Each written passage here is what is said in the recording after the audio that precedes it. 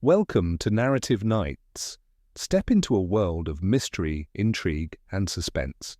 At Narrative Nights, we bring you thrilling detective stories that will challenge your mind and keep you guessing until the very end. Before we begin, we'd love to know, where in the world are you tuning in from? Drop a comment and let us know which part of the globe you're watching from. We're all united by the love of a good mystery. Let the investigation begin. Murder in the Spotlight. Chapter 1. Lights on the Green. The village of St. Mary Mead had endured many intrusions over the years, political rallies, church fetes, even the odd American tourist with an alarming camera. Yet never in living memory had it hosted something so outlandish as a motion picture company. For a fortnight now, the Green had been transformed into a miniature world of cables, painted backdrops, and great wheeled machines that blinked and hummed like restless insects. Curious villagers stood at a distance, murmuring in disapproval or fascination as bright young men shouted instructions and women in costumes dashed to and fro. Miss Marple, sitting primly at her front window with her knitting, observed all with quiet amusement. She had seen much in her long life, scandals hushed up, marriages forged and ruined, and tragedies cloaked in respectability. A film company was hardly shocking, though she wondered what mischief would inevitably follow. For wherever crowds and vanity gathered, trouble was sure to lurk. The production, it was said, was to be a grand historical drama, The Queen's Regret. A tale of love and betrayal set in Tudor England. The director, a flamboyant fellow named Victor Trelawney, had insisted on authenticity, and thus the choice of St. Mary Mead with its unspoiled cottages and medieval church. At the center of it all stood Elena Weston, the film's star. Even the most hardened cynics in the village had to admit her beauty was arresting. With dark, glossy hair, a porcelain complexion, and eyes that seemed always on the brink of tears, she carried herself like a queen among lesser mortals. Yet there was a fragility about her, too, a tension in the shoulders, a glance over her shoulder too often repeated. Beside her hovered Margaret Price, her stand-in and companion. Margaret, plain where Elena was radiant, seemed perpetually shadowed by sorrow. The villagers, fond of gossip, whispered that Margaret lived in Elena's brilliance yet never received warmth in return. Edward Sterling, the film's producer, provided a contrast of temperament, restless, ambitious, and forever glancing at his watch. He was rumored to have poured every last pound into the venture. Failure, therefore, would be ruinous. And then there was Jenkins, the stagehand. A stocky man with a weathered face, Jenkins moved about the set with a peculiar intensity, guarding certain boxes and equipment as though they were crown jewels.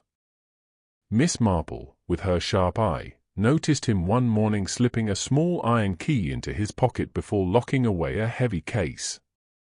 Curious, indeed.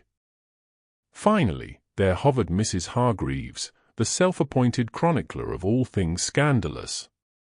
From her garden gate she spied unashamedly, offering tart commentary to anyone who passed.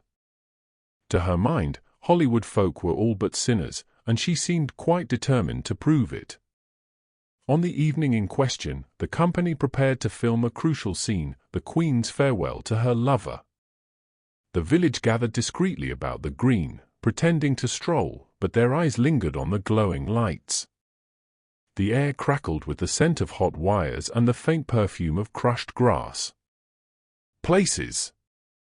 Victor Trelawney shouted, flinging his scarf back with dramatic flourish. "Camera! Action!" Elena, robed in velvet, raised her pale face to the actor playing her doomed suitor.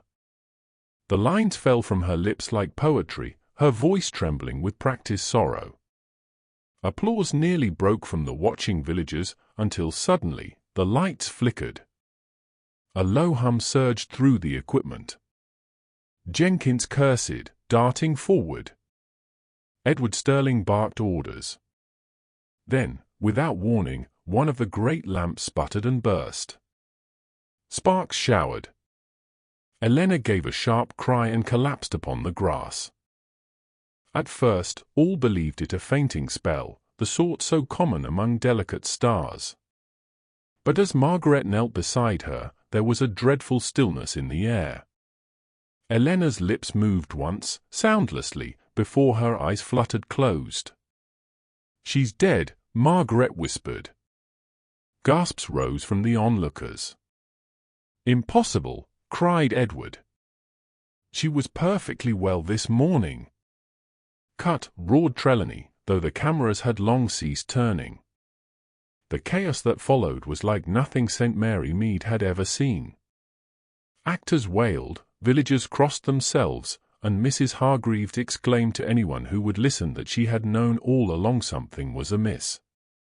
Miss Marple, however, remained calm. Rising from her seat, she set aside her knitting and quietly approached the fallen actress. A lifetime of observing human nature had sharpened her senses. And now, as she looked upon the pale figure, she noticed at once what others missed, the faint stain upon the corner of Elena's lips, and the delicate scent of almonds that lingered in the cooling evening air. Not an accident, then. Not faintness nor mischance. It was murder. Chapter 2, Whispers After Dusk. Panic spread across the green like fire through dry straw. Crewmen shouted, villagers pushed forward, and the heavy lamps flickered uncertainly as though reluctant to bear witness. "Stand back!" Edward Sterling cried, his voice breaking with more fear than authority. "Give her air." But it was far too late for that. Elena Weston's stillness was of a final sort, and Miss Marple, kneeling quietly at her side, did not doubt it for a moment. Margaret Price clutched Elena's limp hand, rocking slightly, her plain face streaked with tears. "She can't be gone," she whispered, half to herself. "Not like this, not here." Victor Trelawney threw his scarf about like a Roman senator in grief. "A tragedy! A disaster! My vision destroyed before it ever reached the screen." Miss Marple's pale eyes lifted to him. To speak of ruined art rather than a ruined life struck her as rather telling. But then, actors and directors were a dramatic breed. A low murmur ran through the villagers. "Poor creature. Never did seem settled. Looked over her shoulder like she feared someone. It's that husband of hers, sure as eggs." But Elena had no husband. That much Miss Marple knew. Rumor, like ivy, spread fast and unchecked in St. Mary Mead. "Fetch the doctor," Edward commanded, though his tone suggested he already knew what the verdict would be. "And someone notify Inspector Craddock." Dr. Haydock arrived in good time, puffing slightly from the brisk walk across the lane. He examined Elena with grave efficiency. Then, rising, he glanced toward Miss Marple. Their eyes met, and she knew he had detected the same faint almond scent she had. "Sudden collapse," he said cautiously to the gathering crowd. "But I shall need to make a fuller examination." "Collapse!" Mrs. Hargreeves exclaimed shrilly. "Say the word you mean, doctor." "Poison, that's what it is, and don't tell me otherwise. I saw her put something to her lips not 5 minutes before she fell. A little silver flask, it was." All eyes turned to Margaret, who flushed scarlet. "It was only water," she said quickly. "She was parched under the lamps. I fetched it for her myself." A silence followed. Margaret, kneeling in her drab dress beside Elena's velvet gown, looked almost like a shadow caught in the glow of stardom. Her eyes, red with grief, flicked nervously toward Miss Marple. Miss Marple bent to the ground, noting how the grass about Elena's hand was crushed inwards, as though she had clutched at the earth in her final moment. Nearby lay the silver flask, delicate and polished, its lid unscrewed. Jenkins, the stagehand, strode forward, his heavy boots leaving marks in the soft turf. "All this gear isn't safe," he muttered darkly. "Too much messing about with cables and contraptions. Mark my words, it was the lights that did her in."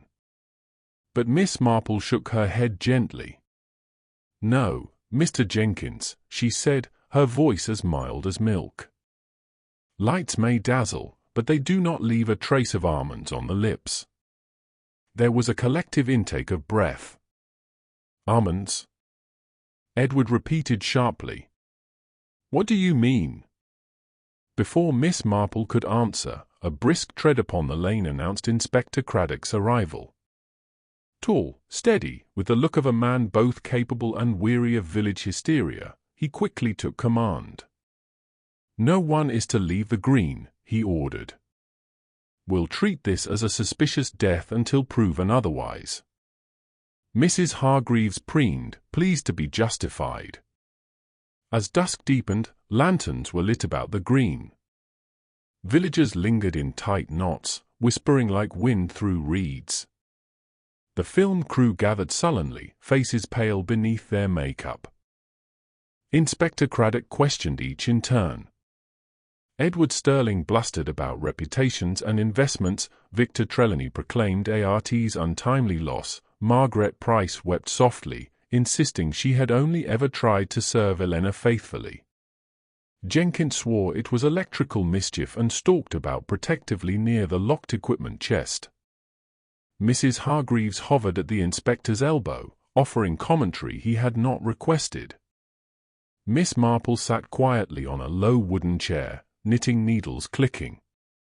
She appeared the least consequential figure present, and yet her ears caught everything, the tremor in Edward's voice when finances were mentioned, the bitterness beneath Margaret's grief, the director's flamboyant despair that did not quite reach his eyes.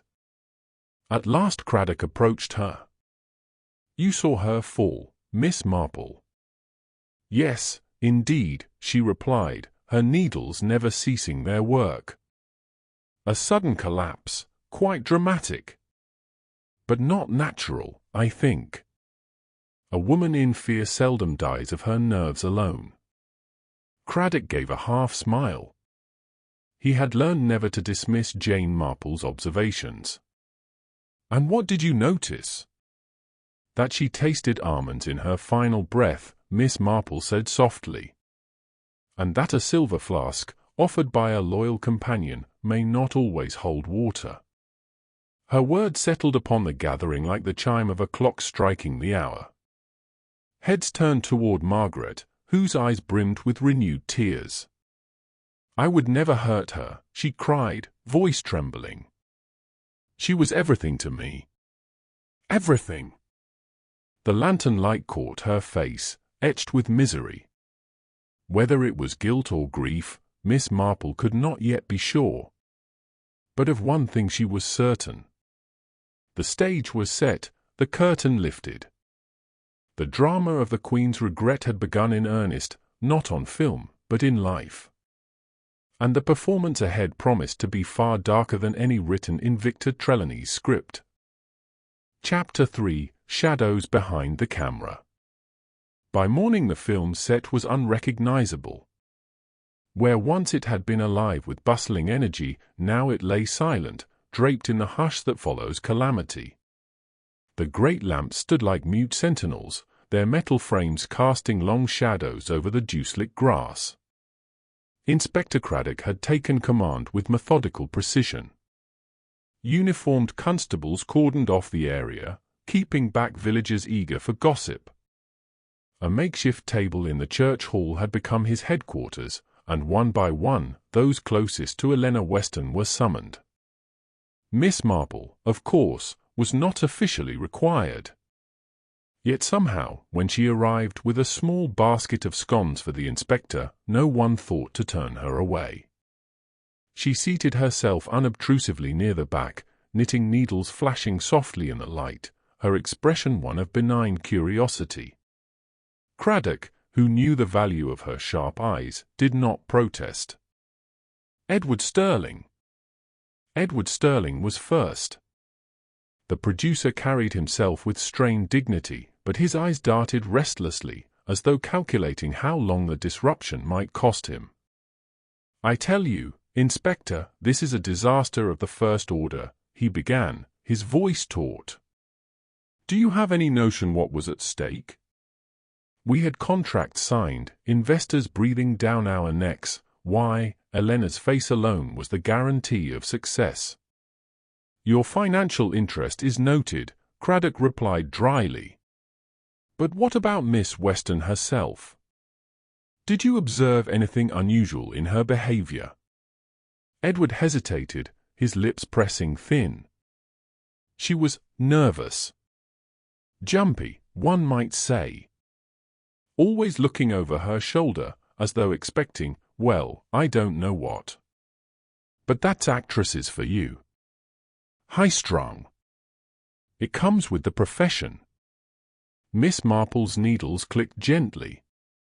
She thought to herself that nerves seldom smelled of almonds. Victor Trelawney. Next came Victor Trelawney, a peacock of a man with a velvet waistcoat and a theatrical air. He wrung his hands dramatically. "She was my muse, Inspector. My Juliet, my Guinevere. Do you understand what it means to lose such an inspiration? Art has been robbed of its fairest jewel." "Indeed," Craddock said evenly. "Did Miss Weston confide in you?" Trelawney lowered his voice, eyes glinting with significance. "She feared betrayal. Not from me, of course, I am a vessel of art, nothing more. But she hinted at secrets, Inspector. Dark secrets that would ruin her if revealed. Alas, she never spoke plainly." Miss Marple looked up briefly. "Secrets. That word always bore fruit.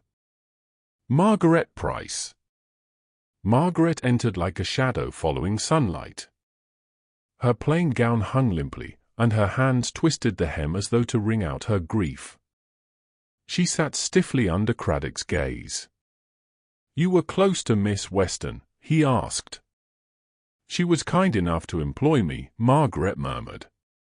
"I fetched things, helped with costumes, read lines when she tired. She was everything I am not, beautiful, adored." "And the silver flask?" Craddock pressed. Margaret's eyes filled. "She asked for water. I swear to you, it was nothing more. I filled it at the pump myself." Miss Marple noted the tremor in her voice, the way her eyes flicked downward. "Guilt, yes, but of what sort? The guilt of crime, or of something more private and tender?" "Jenkins the stagehand."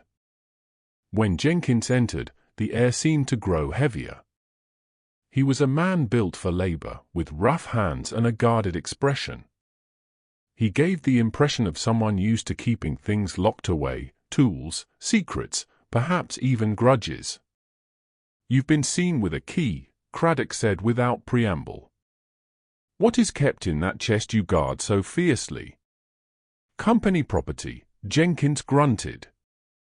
"Expensive lenses, delicate reels. Not for curious fingers, if you take my meaning." "Were you near Miss Weston when she collapsed?" Jenkins shook his head. "I was tending the cables.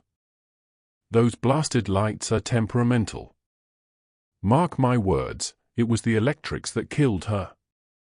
Miss Marple's knitting paused for half a second before resuming. "A man who insists too loudly on one explanation often fears another." Mrs. Hargreeves. Last, Mrs. Hargreeves swept in like a queen to her court. Nose lifted, eyes sharp as pins, she clearly relished her role as bearer of scandal. "I shall tell you exactly what happened," she announced before Craddock could pose a question. "I saw Miss Weston take a sip from that flask. And before that, I saw Margaret pour it for her. It is all perfectly clear. Did you see anyone else near the flask? Mrs. Hargreeves pursed her lips. There were crews scurrying about, of course. That Jenkins fellow loitered close by, and I dare say Sterling himself looked sour enough to poison her with a glance. But the truth is obvious, Inspector. It always is, to a watchful eye. Miss Marple smiled faintly at her knitting. Obvious truths were often the most misleading. The first real clue. When the interrogations ended, Craddock sighed and rubbed his temples. Every one of them had opportunity, and most had motive of some sort. But proof is another matter. Quietly, Miss Marple rose and drifted toward the small table where the evidence lay, Elena's flask, the stopper beside it, and a scrap of velvet from her costume. She examined them delicately, like a housewife handling fragile china. Her eyes lit upon the flask. A faint residue clung at the rim.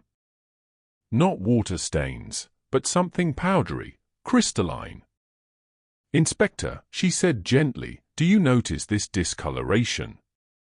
Craddock bent closer. "By Jove, you're right." "And the stopper," Miss Marple continued, "is sticky.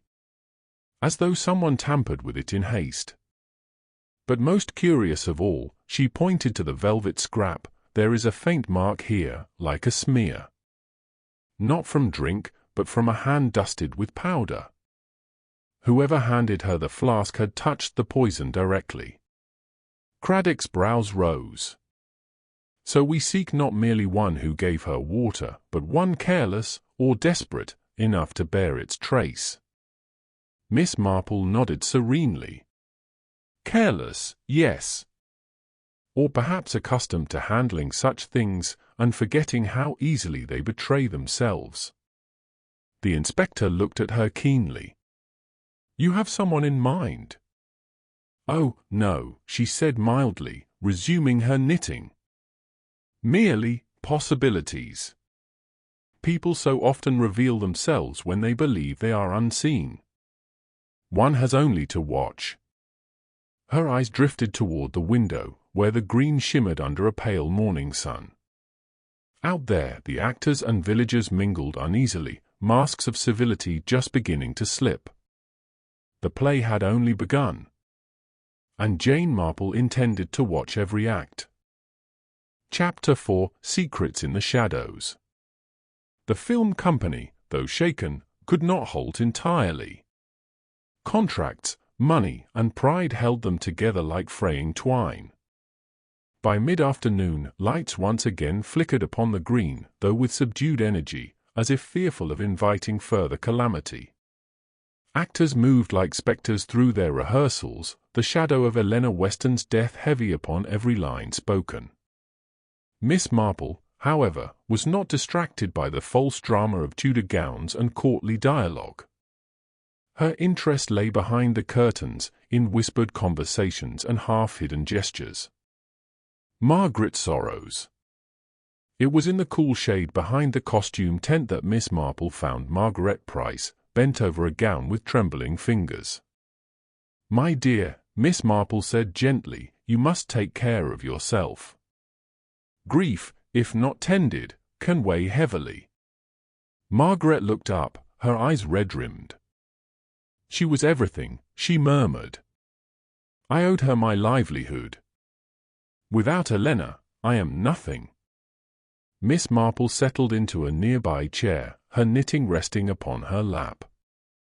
"And yet," she observed softly, "to live always in another's shadow is no easy thing. Sometimes affection can curdle into something more bitter." Margaret flinched. "No. I never hated her. I loved her, in my own way. But she kept secrets, Miss Marple. Terrible ones. She told me once, in a moment of despair, that if her past ever became known, her career would be ruined. She begged me never to ask questions." Miss Marple's eyes twinkled kindly. And did you obey her request? Margaret looked down. I tried. But it is hard, isn't it, not to wonder when someone you care for is frightened of ghosts you cannot see. A shadow crossed her face then, guilt, sorrow, perhaps even jealousy. Miss Marple stored it away like a squirrel storing nuts for winter. Edward's desperation. Later, Miss Marple encountered Edward Sterling pacing by the churchyard gate, chain-smoking furiously. His face bore the pinched look of a man calculating ruin. "You seem troubled, Mr. Sterling," she remarked with her gentle courtesy. "Troubled?" he snapped. "I'm finished. Without Elena, the picture is worthless. Investors will tear me to shreds. Do you know how much I've borrowed? How many promises I made? This was to be my triumph, my redemption."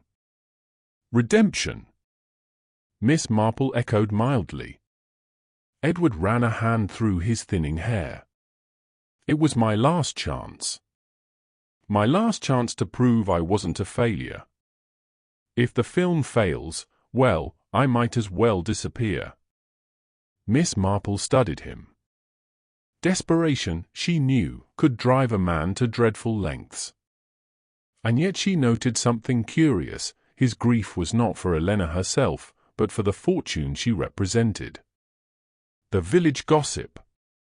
No investigation in St. Mary Mead could proceed without Mrs. Hargreeves, who now held court from her garden gate, dispensing rumour with relish. "I told the inspector myself," she declared, leaning close to Miss Marple.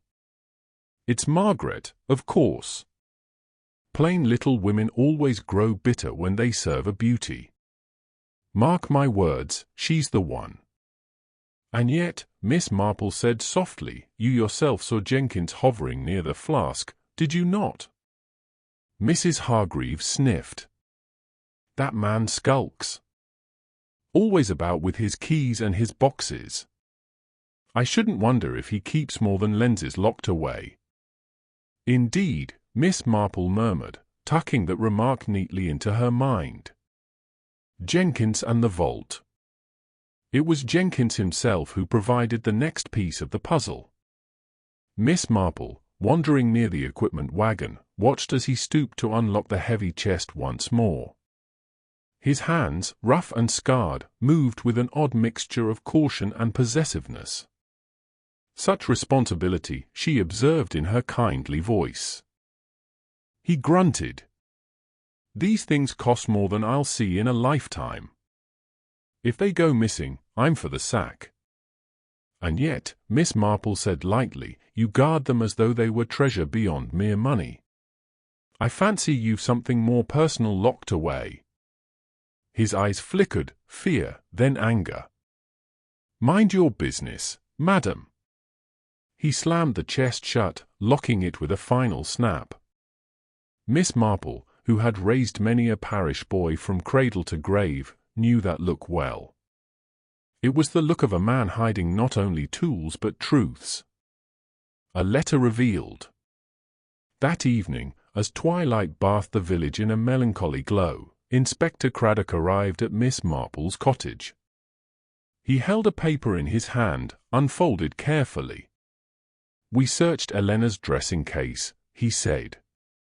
"Found this tucked beneath the lining. It may explain something." Miss Marple adjusted her spectacles and read. The letter, written in a slanted hand, was brief but chilling. "You cannot hide forever. The past always catches up. Pay what you owe, or the world shall know the truth." There was no signature. Miss Marple folded it neatly. "Blackmail," she murmured. "Precisely," Craddock said grimly. "The question is, who held her secret? And who stood to profit from her silence?"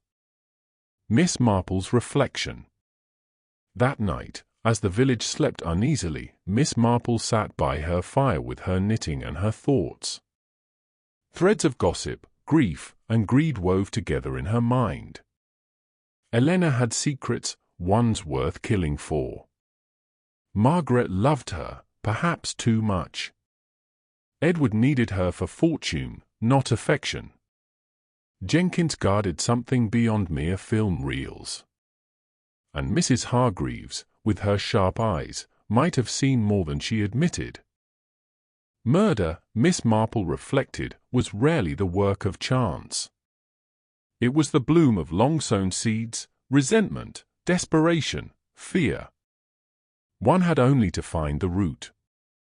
Outside, the film lights dimmed, leaving St. Mary Mead once again in its natural darkness. But within that darkness, secrets waited, like weeds beneath the soil. And Jane Marple intended to pull every one of them up by the root. Chapter 5, Whispers in the Green Room. The Green Room of Brayford Studios had once been a small, genteel drawing room. Its wallpaper still showed faded roses, though the electric cables strung along the ceiling and the constant comings and goings of stagehands lent it an air more hectic than refined. To the actors, however, it was a sanctuary, an escape from the endless retakes, the heat of the lamps, and the sharp gaze of the director. It was here that Miss Marple found herself mid-morning, perched unobtrusively in a small armchair by the window, her knitting bag on her lap. She had not intended to intrude, but the dear wardrobe mistress, Mrs. Bishop, had insisted she rest her feet and have a cup of tea while waiting for the police inspector to return. And so she sat, her needles clicking softly, her ears and mind attentive to the ebb and flow of conversation around her. The green room was full. Leonard Quarles paced in front of the mantelpiece, his eyes dark and restless. He had just finished a heated telephone call with his agent. Preposterous, he exclaimed, though to no one in particular. To suggest that I might be, good heavens, implicated. I assure you, I would sooner cut off my right hand than harm Vivian. Joan Mayhew, curled gracefully on a chaise, arched one slim eyebrow. And yet, she said in her cool, precise voice, you quarrelled with her not 2 nights ago. The entire company heard it. That, Leonard shot back, was about professional matters. Vivian had a dreadful tendency to disregard the director's notes. It was about art, not malice. Before Joan could reply, Simon Hargreeves drifted in. He looked paler than ever, his dark hair flopping into his eyes, his hands trembling slightly as he lit a cigarette. None of it matters now, he murmured. She's gone. We'll never finish the picture. I suppose I'll be ruined.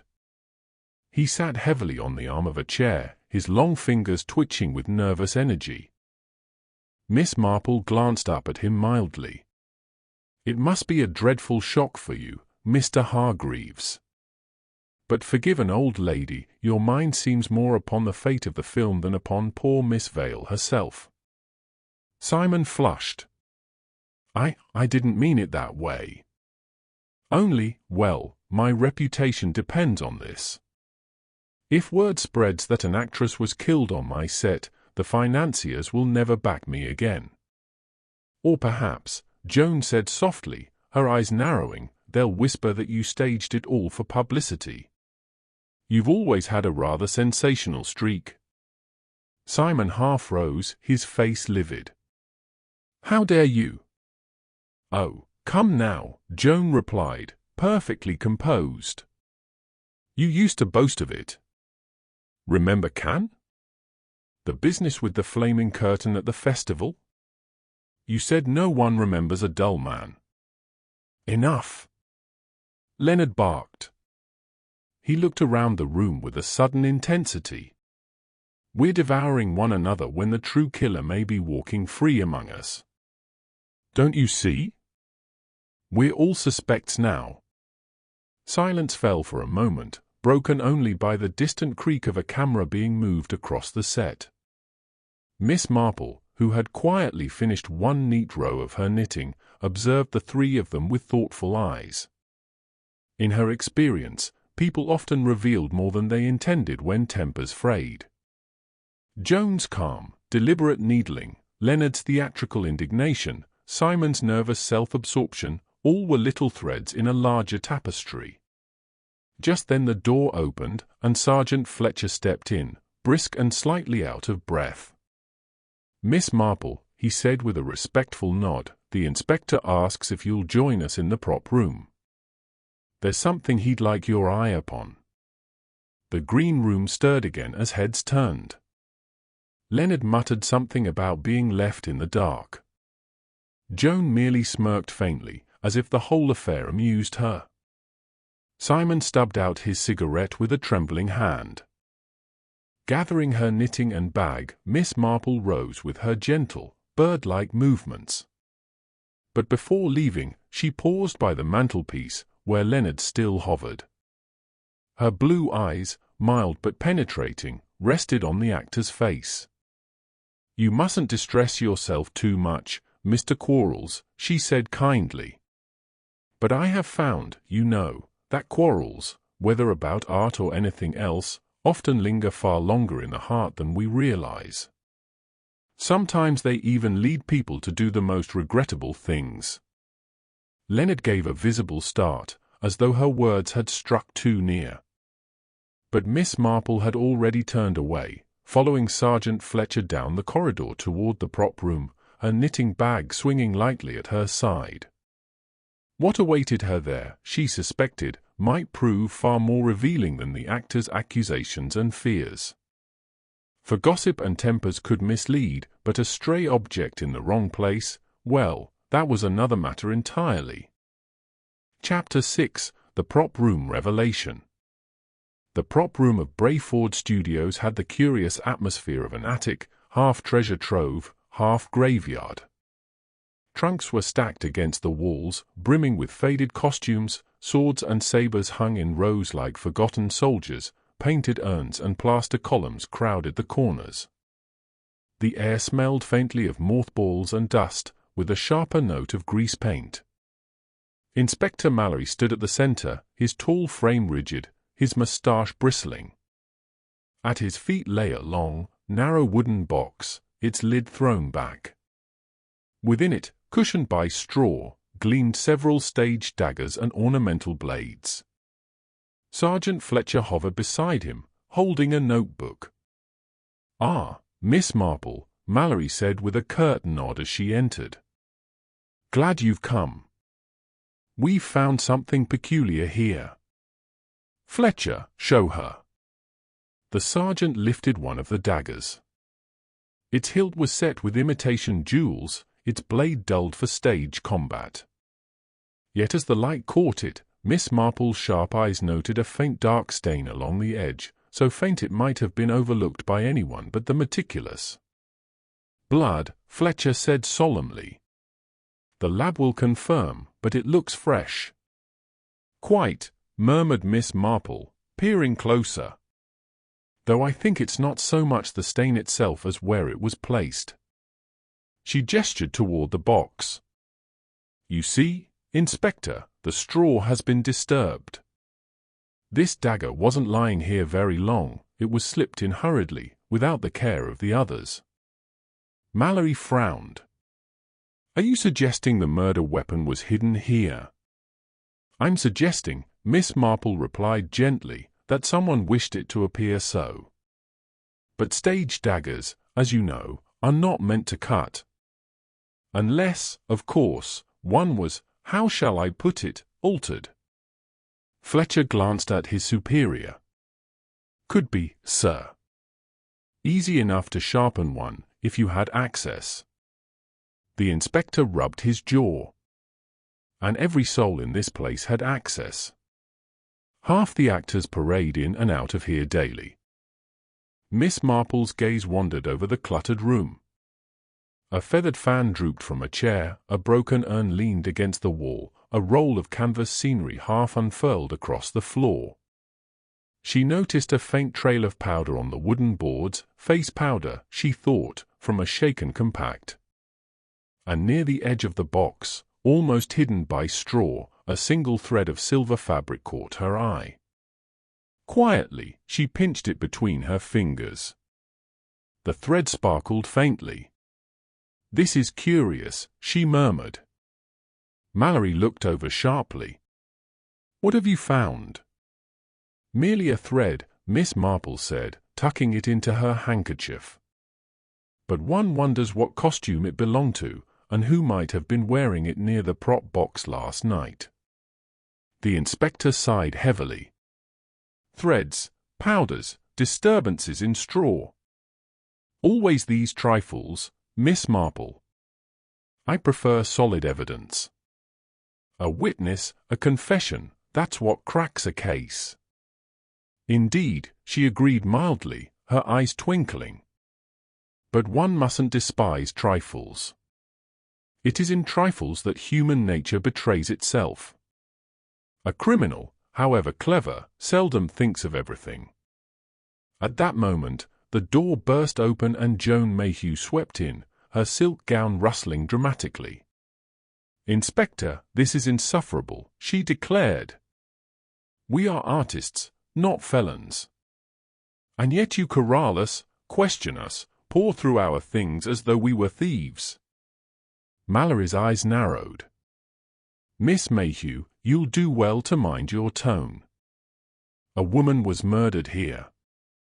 Joan gave a cool laugh. "Vivian Vale was a fine actress, yes, but she was also ambitious, reckless, and not universally beloved. If you wish to find her killer, I suggest you look closer to her circle of admirers than to me." She turned to leave, but Miss Marple's soft voice stopped her. "My dear, forgive me, your gown. Such a lovely shade of silver. The same you wore last evening, was it not?" Joan paused, her hand on the door frame. For the briefest moment, her composure flickered.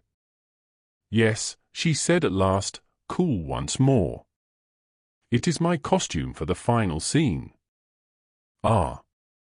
Miss Marple's needles clicked together in her bag. "Then you will understand why a little thread of silver might find its way into the most unexpected places." Joan's lips curved into a faint, enigmatic smile. "Careful, Miss Marple. Silver threads are easily lost, and even more easily mistaken." With that, she swept out, leaving a faint trail of perfume.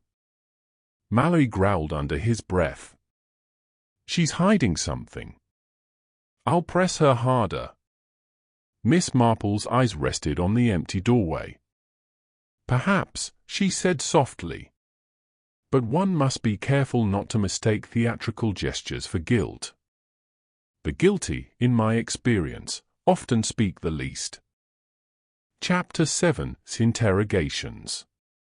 The production office at Brayford Studios was a curious mixture of efficiency and chaos. A mahogany desk dominated the room, its surface cluttered with shooting schedules, half-empty teacups, and ashtrays that had long since overflowed. The telephone rang at intervals, shrill and impatient, while a draft fluttered the edges of a stack of scripts.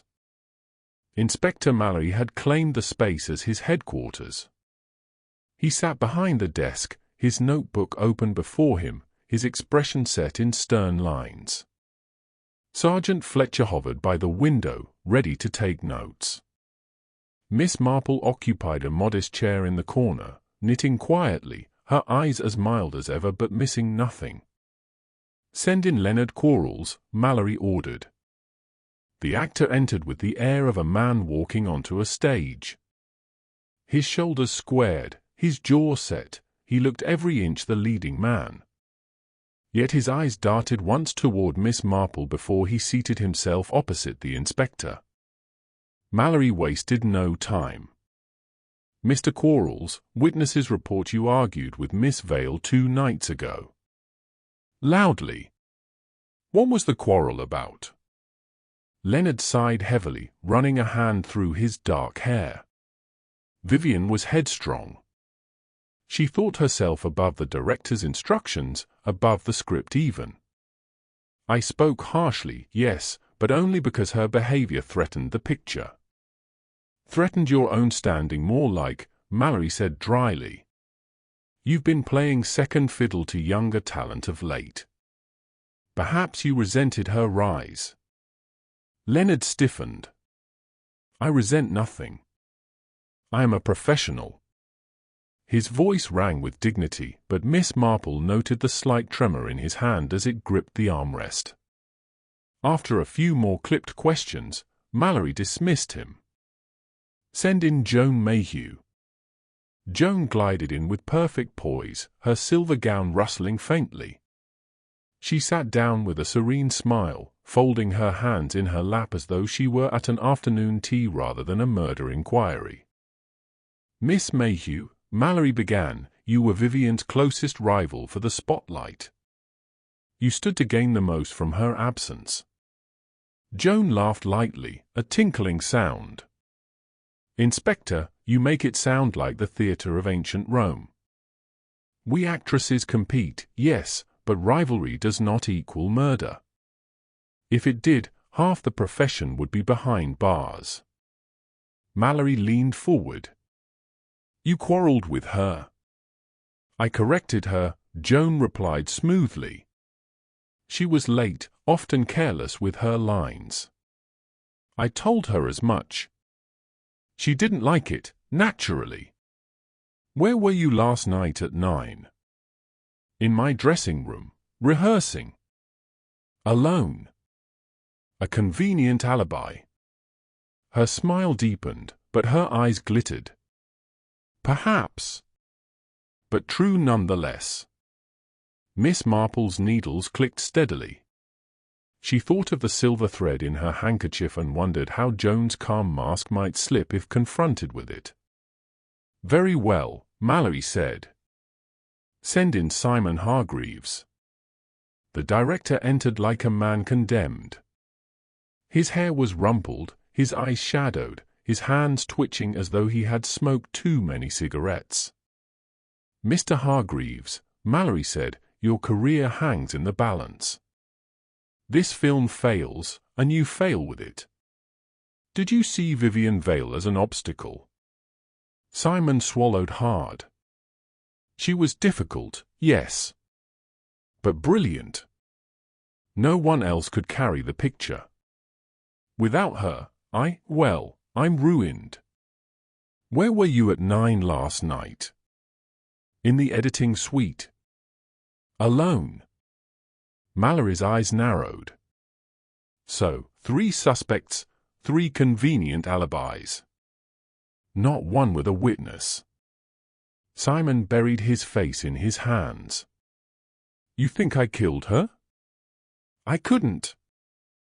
He broke off, his voice choked. Miss Marple's needles paused mid-stitch. The outburst sounded sincere, yet sincerity and guilt were not mutually exclusive. She looked at Simon carefully, noting the sweat beading on his brow, the wildness in his eyes. Mallory dismissed him at last, his expression grim. When the door closed, he turned to Miss Marple. Well, What do you make of it? 3 suspects, all with motive, all without alibi. It's a tangle. Miss Marple smiled faintly, tucking her knitting back into its bag. A tangle, yes. But tangles, Inspector, may be unraveled by a single thread. She tapped her handkerchief lightly. And I believe I have just such a thread in hand. Mallory raised an eyebrow. You mean that scrap of fabric you showed me? Indeed, Miss Marple said softly. And more besides. You see, Inspector, people may conceal their tempers, their jealousies, even their fears. But clothes, props, and the tiniest of habits, they tell tales their owners never dream of. Her eyes twinkled as she rose. I fancy, before long, we shall know who struck poor Vivian down. Chapter 8. The final scene. The studio was unnaturally quiet that evening. The cameras stood idle, their great black lenses like sightless eyes. The sets, half-dismantled backdrops of drawing rooms and palaces loomed eerily in the dim light. It was here, among the shadows of make-believe, that Inspector Mallory had gathered the company. Leonard Quarles stood stiffly by the fireplace set, his arms folded across his chest. Joan Mayhew reclined on a chaise with an elegance that seemed rehearsed. Simon Hargreeves paced nervously, his hands shaking with each drag of his cigarette. A few stagehands lingered at the edges, wide-eyed. At the centre sat Miss Marple, her knitting bag at her feet, her hands folded placidly in her lap. She looked for all the world like a sweet old lady waiting for a parish meeting to begin. Yet her eyes were bright, and her mind sharper than any camera lens. Mallory cleared his throat. "We are here," he said, "because Miss Marple believes she has discovered the truth. Frankly, I cannot see it myself, but I've learned not to underestimate her." Miss Marple inclined her head. "You are very kind, Inspector. The truth, as so often, lies in the little things. Threads, trifles, habits of dress and movement, such things cannot be hidden, however hard we try." Her gaze drifted to the group. Let us recall Vivian Vale was found dead in her dressing room, poisoned by a glass of champagne. We have heard of quarrels, jealousies, and ambitions. But who had both motive and opportunity? Leonard shifted impatiently. "Get to the point, madam." "Very well," Miss Marple said serenely. "The poisoned glass was meant to appear as a careless accident. Yet the method was deliberate. And in the prop room, among the stage daggers, I found something most telling, a thread of silver fabric. Joan Mayhew's costume thread." Joan's eyes narrowed, but she did not speak. "Now," Miss Marple continued, "you will say that a thread proves nothing. Yet consider, why should it be among the straw of the weapon box? Unless someone, in placing, or pretending to place, a weapon there, brushed against it." Mallory frowned. "But Vivian was poisoned, not stabbed." "Precisely," Miss Marple replied. "And that is the cleverness of it. The dagger was a diversion meant to lead us astray. But poison leaves fewer traces, except in human behavior." She turned gently toward Simon. "Mr. Hargreeves, when we spoke, your concern was less for poor Miss Vale than for your ruined career. You feared her death had destroyed you. Yet your grief seemed too performative, too neat." Simon paled. "You think I?" "No," Miss Marple said firmly. "You were anxious, yes, but not guilty. Which brings us back to Miss Mayhew." All eyes turned. Joan's poise faltered at last, her lips tightening.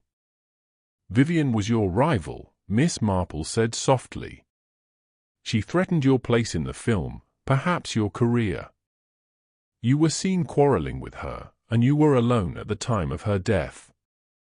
But most telling of all, your costume, that silver gown. You wore it last night, and I found its thread in the prop room. Why should you, in costume, have been there at all?" Joan rose abruptly, her eyes flashing. "This is absurd. A thread, a gown, hardly proof of murder." "Not proof," Miss Marple agreed, "but evidence. And then there is the champagne. Only one person could have offered Vivian the glass without arousing suspicion, another actress, her peer, her supposed friend. You had only to smile, to hand it over as if in reconciliation. Vivian would never suspect." Joan's breath caught. "You cannot prove I poured it." Miss Marple's eyes softened, though her voice remained firm. "No, my dear. But the powder spilled in the prop room was yours, the same shade from your compact. And when the police search your dressing room, I believe they will find a vial, its contents now empty, that once held a most untheatrical poison. The silence was complete. Joan's shoulders slumped, her elegance shattered. She was going to replace me, she whispered. Simon planned to cut my scenes, to make her the star. I couldn't bear it. I've given everything, to this career. Mallory stepped forward, his face grim.